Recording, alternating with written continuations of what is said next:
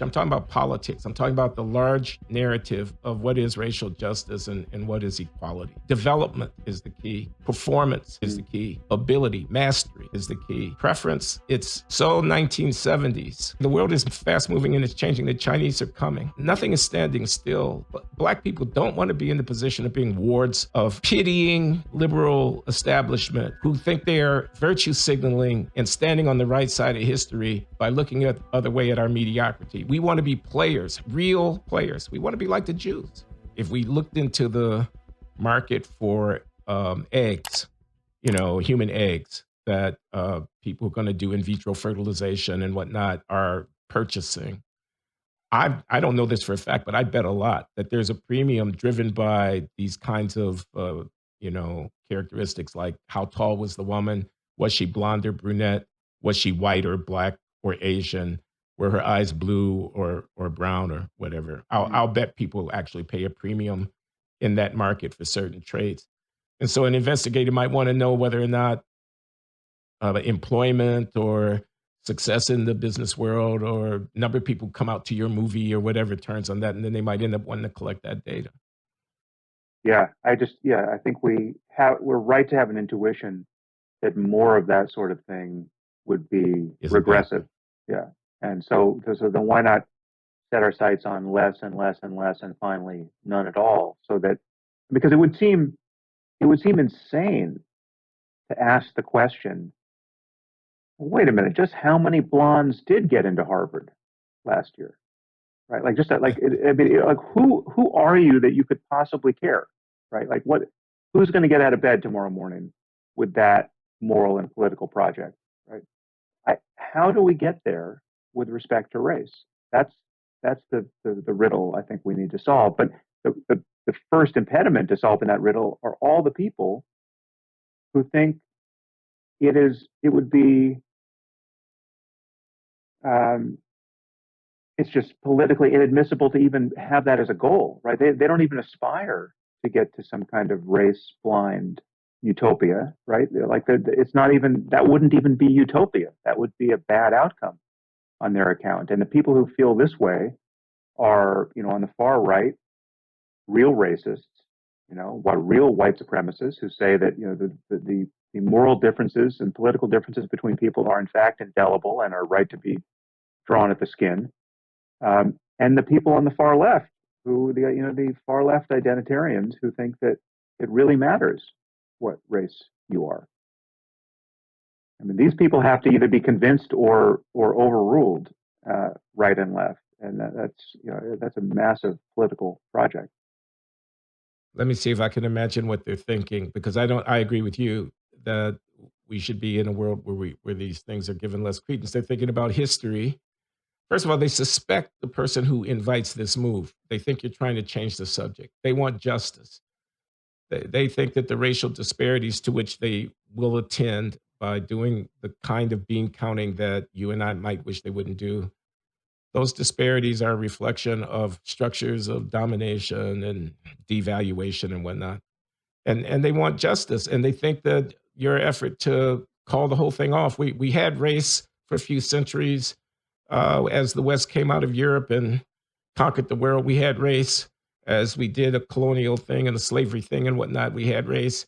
And now we get to the 21st century, we want to call the whole thing off. And they're saying, no, not so quick. My bean counting is really in the service of a larger accountancy, a moral accountancy, which can't even be broached, let alone resolved without attention to the things you're telling me to disattend. Well, that might be true in certain cases. I mean, that's why I consider myself confused around questions of affirmative action, right? Like, where are the places in our society where affirmative action still makes a lot of sense and is in fact necessary, and where are the places where it's obviously counterproductive? I mean, the devil is in the details there, and I'm open to argument in any specific case, and there's certainly places in our society where I think we're right to worry that something like structural racism is in fact true and problematic, and it needs to be dismantled. And then there are cases where we've obviously flipped it, and there's a structural racism that's working to the advantage of black and brown people, and to the disadvantage of Asians certainly and whites. And um, this may be a controversial claim. It may be a blasphemous one, but I think it's probably true, certainly approximately true at this moment, that any truly desirable high status place in American culture now is more easily gotten to for um, people, black and brown people, provided the equivalent uh, uh, Yeah. qualifications, which is to say that if you are getting great grades and you have great test scores and you're black, there is no door barred to Yeah. you in this society, and in fact, every door is wide open to you. Every door that you would want to go through. That you take the top 20% of any corner of culture, whether it's journalism, academia, science, media, Hollywood, but just any place that you'd want to Yeah. be, where high status would accrue to you for being there. It is easier, not harder, if you're black at this moment. I would make that claim, and maybe there's some exception somewhere, but it's not. It's not at the Oscars. It's not. It's not in a writer's room in comedy in Hollywood. It's not.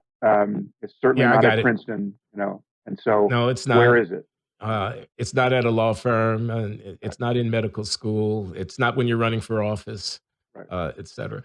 So no, don't worry. I'm not the least bit offended, although I can imagine a lot of people will be offended. Sounds like that's not the first time you've made that declaration, though, Sam. No, I've made that on my podcast at least once, and but it's You so. got But some what do we flack do with for that? it. Like I'm not saying that's a bad thing, right? What I'm saying is lying about that is a bad thing. Driving people crazy with those lies is a bad Well, we thing. tell the truth. What You know? what we do is we tell the truth. I want to say one final thing about affirmative action. Then I want to talk to you about God for a little bit. Sure. It's undignified for Black people to be reliant upon special dispensation in order to be included into the most valued venues in society as a permanent way of doing business going forward. That's not equality. That's being a ward. That's being a client. You're being taken care of. You're being covered for.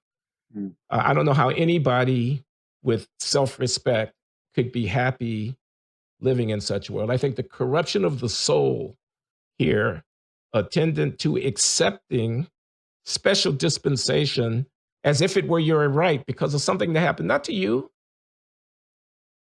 not even to your parents, something that happened to your ancestors long since gone. You buy into a narrative of permanent injury, and then you walk around with your hand out expecting to be treated specially, afforded a special privilege as an entitlement, and you call that equality. That's not equality. So, quite apart from, I think, the legitimate concerns that you raise about the dilemma of what brain surgeon to choose, or about the fact of favorable, not disfavorable discrimination is the norm in many venues of American society. There's something profoundly wrongheaded for Black people here Mm. about settling for affirmative action. But what about using using race as a tiebreaker in cases of equally qualified people? Assuming Okay, diversity is, but is is intrinsically good, or that it's sane for an institution like Harvard to want as much of a representation of American society as they can get whilst keeping their standards high. Why not use race as I, a tiebreaker? I think that's an easy case to which I can say yes, but I don't think it's very helpful because that happens almost never. Mm, right. I mean, tiebreaker is an event of equal qualification, event of measure zero, is the way the technicians would put it. Smooth distributions. I'm drawing at random. I've got two people. What's the likelihood that they're going to come out exactly the same? That's a low probability event. Right. But it's fine as far as it goes. I mean, you know, uh, I'm not talking about administrative practice or how to admit kids to college. I'm talking about politics. I'm talking about the large narrative of what is racial justice and what is equality. And I'm saying, I think, and this is just my view, I've developed it in some of my own writing. Development is the key. Performance is the Mm. key. Ability, mastery is the key. Preference, it's so 1970s. You know, I say the world is fast moving and it's changing. The Chinese are coming. Uh, Nothing is standing still. But Black people don't want to be in the position of being wards of uh, uh, pitying liberal establishment who think they are virtue signaling and standing on the right side of history by looking at other way at our mediocrity. We want to be players, real players. We want to be like the Jews. Mm. Well, What's actually, wrong with that? there's another point here, another moral paradox or apparent paradox, which I'm sure this is probably a point you've made before. I think I heard Coleman make it the first time I heard this. Uh, but Coleman Hughes. yeah, who, despite his age, I have learned a lot from him. Talk about a precocious young man. But He's a brilliant kid, no doubt, yeah, as you know. I understand you're a big booster of his. yeah. But so he made the point that if affirmative action is good and it's and then morally necessary, why do we have to treat it as a as something that is ignominious when actually pointed out, right? Why couldn't they? Why wouldn't we point to the students on our campuses who are affirmative action admittances and celebrate them as the test cases that are correcting this moral wrong, right? It's Indeed. obvious. It's obvious that it just doesn't run through to do that because no one, as you say, wants to be someone who got into their station for reasons other than their merits, right? And that's and obviously we don't have Actually, a yeah. Go ahead. no, I was to say, ironically, it's actually, I think, worse than that in a way. No one wants to be, you got to Yale Law School because of affirmative action. On the other hand, having gotten to Yale Law School, graduated, and risen to the federal bench, you might be heard to say, I'm a beneficiary of affirmative action and I'm proud of it.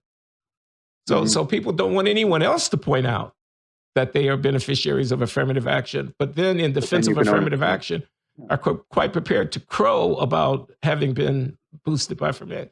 So the discourse is just entirely dishonest Mm. around these issues.